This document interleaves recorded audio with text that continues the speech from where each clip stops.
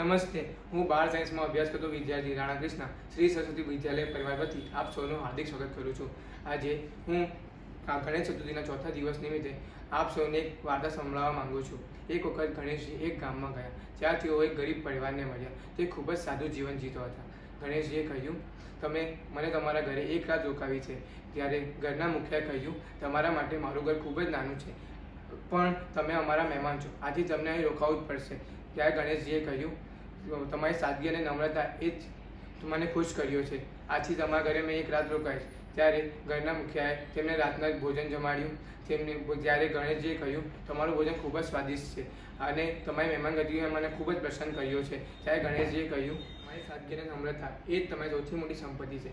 હંમેશા યાદ રાખો કે સાદગી અને નમ્રતા એ જ જીવનને સુખી બનાવે છે. આજે ગણેશ ચતુર્થીના ચોથા દિવસ નિમિત્તે આપણે ગણેશજી પાસેથી નમ્રતા અને સાદગીના ગુણ કેળવવા જોઈએ. જય ગણેશ.